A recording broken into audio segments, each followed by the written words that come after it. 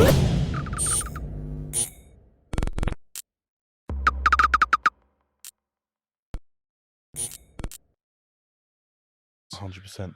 Talk to me about some of the other sparring experiences you've had. Fabio Wardy, I mentioned him. Yep. Obviously, he came into the podcast booth and we discussed kind of working with you. I think one of the surprising things, but it's not often that you speak to people who are in the same division or what have you, and kind of share sparring sessions, or obviously Fabio's slightly further on in his career than you are at this point, but still the general feeling I've got from everybody who I've spoke to about sharing a ring with you is everybody wants you to do really well. Everybody wants to bring you on and kind of as sparring should be. You shouldn't be in there beating 7 bells out of each other, but trying to educate and bring people along earlier on in their career. How beneficial is it to work with your Fabio Wardleys, your Joe Joyces?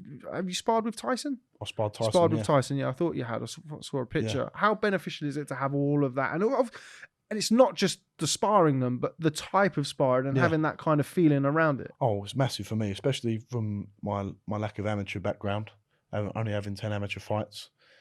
That my learning is going to be done sparring these people. So you get better. You spar with people better than you. If you play football, you play football with people better than you. You play rugby with people better than you.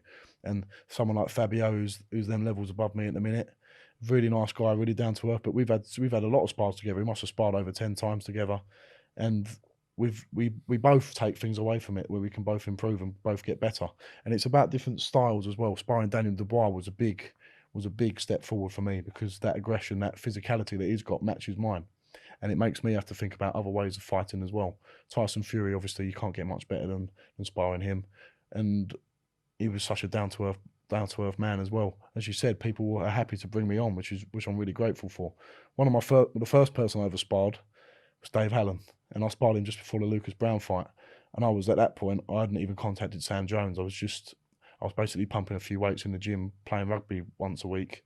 And I'd come back on I think it was on a Friday, and I came back and sparred Dave Allen, and he was super fit. He was in great shape, and I'd done 6 rounds. I'd never sparred 6 rounds before in my life, I don't think. And he belted me a little bit. I think he said it in one of his interviews, but I kept coming forward. Darren Barker was there. I kept just toughing it out, and that was great for my character building. So you need to have them points in sparring where you do have tough tests, and I think they develop your character, and you learn about yourself from that. Because I could have gone to that spar, being a uni student, and thought, this ain't for me, this boxing life. I can just go back and party on a Monday, Tuesday, Wednesday, Thursday, Friday, and get my first in my degree and have not an easy life, because it's not easy working up the city, but go and get a good job. But I want to be here. I want to do this. That's why I'm here. So them spars tell you a lot about your character more than anything. And I've sparred other guys. Obviously, Joe Joyce has been a massive part of my development as well, and I've got to give a lot of thanks to him. What part of the timeline was it that you sparred Tyson Fury? Recently, I sparred him just before he went out to America for the Wilder fight, the third one. And I was only doing a few rounds at the time with a few other sparring partners, but it's just a style that you can't replicate with anyone else. He's a bit unique, and once again with that, like I said, when I sparred Joe Joyce for the first time, my best way of dealing with Tyson Fury, or trying to get through them rounds and trying to give a good account of myself, is to be aggressive and use my natural strengths. And Sugar Hill was impressed, Tyson was impressed, and Big John Fury was impressed with me, and they took a good liking to me, which was really nice to feel as well. But Tyson Fury he's a different level to anything I've experienced before, and you know why he's the best in the world after sparring him. Why is that? Break that down a little bit. Aggression, but aggression from range as well, with looping shots that you can't see. So you've got to always be on your game. You can't just, if you shell up and think, oh, I'm going to be defensive, that's probably the worst thing to do against Tyson Fury, because you're a sitting duck. So your best way of doing it is being your natural self. And it's the aggression and the power and the strength that he has, being a 6'9" man as well. Because you expect someone to be strong who's probably a little bit more compact and dense, and like a 6'3", 6'4" frame, and someone who comes forward, maybe like a Derek Chisora or someone like that. But he's got strength, but he's got size and reach and boxing IQ all at the same time. He's got a little bit of everything, and I think that's what makes him the best. But what sets him apart from most boxers on the planet, and I think you've got to give Wilder credit for this as well, is his mindset. And he doesn't give up, and he keeps going, and he keeps coming forward. He sparred 12 rounds with 3 or 4 different sparring partners, and not that he was feeling the pace, but that's going to be difficult for anyone who's sparring top prospects coming through. And he's just got that mental state. He just doesn't give up. You saw it in the first fight. You saw it in the third fight as well. And I think that's what sets him apart. It's interesting that you'd say that because kind of pre-Sugar Hill, I'd spoken to a lot of fighters who had sparred him. I know Lawrence Okoli did a lot of sparring with him for the first Wilder fight. And everybody always, when I spoke to them, would talk about his movement, his speed, his reflexes and things like that. And it's kind of since the Sugar Hill switch, people, yourself there, the first thing you talked about was the power, the aggression, the ability to punch hard. Style, yeah.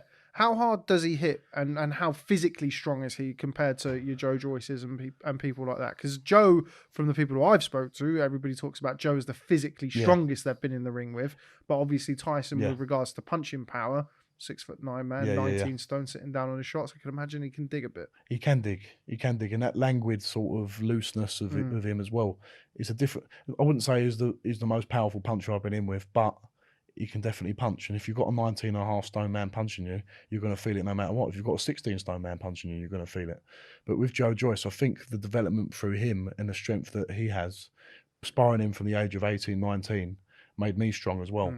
And I'm comfortable. I feel I could get in with anyone and I'll be able to handle their strength because I feel really strong in myself in terms of the physicality. I think that's a lot to do with not just sparring Joe, but my rugby days as well. So when Tyson did want to tussle a little bit, I thought, this is my bread and butter. So I was able to impress a little bit there. But I can judge people's strength. Joe Joyce was really, really strong. Joe Joyce is probably the strongest physically out of them. But Tyson Fury wasn't far off. And think of all the other things that Tyson's got to his game as well. You still are you one of these boxers who still watches a lot of boxing? Do you watch every show? Do you watch a little bit if it kind of interests you? Yeah, I'm not gonna lie. I don't watch every single fight. I don't watch all the weight divisions. I like watching heavyweight boxing. I watch the big fights. I like watching some of the old fighters as well. Watch a little bit of Tommy Morrison, Lennox Lewis. But I'm not. I wouldn't say I'm glued to the telly all the time watching boxing. But I can appreciate, and every now and then I'll switch on a fight and just watch it. I watched Lennox Lewis Vitaly Klitschko when he cut his eye the other day. I watched Lennox Lewis David Tua the other day as well. So it's not something I do frequently. But I wouldn't say I'm, because I speak to Joe Joyce. He hardly ever watches boxing. No, He's not a massive boxing fan, in all honesty. But I'd say I'm a little bit more than that in terms of what I do. I do like to watch a bit of boxing here and there. Did you watch Wilder Fury 3? Did you watch it live or did you watch it the next day? I watched it live. I was watching Smith Fowler up in Liverpool. And we all watched it in a room afterwards. It was great. It was really good. We had to wait up to ages. I didn't go on to like 5:30, didn't it? Bad. Yeah, should have just woke up at 5 o'clock. It would have been a lot easier. Yeah, I'm not one who sets an alarm because I'm one of those who if I go to sleep, that's it. I'll literally wake up and turn the alarm off. And go back to sleep. So you're better off staying up. Yeah, I'm getting a bit old for it now. I feel I've got too many miles on the clock. Yeah. It is one of them things. So you're probably better off just staying up. But I'm glad I did stay up and watch it because to watch that live, it's just like, it wasn't the most technically pleasing fight, but just all out action and just two people didn't want to give up.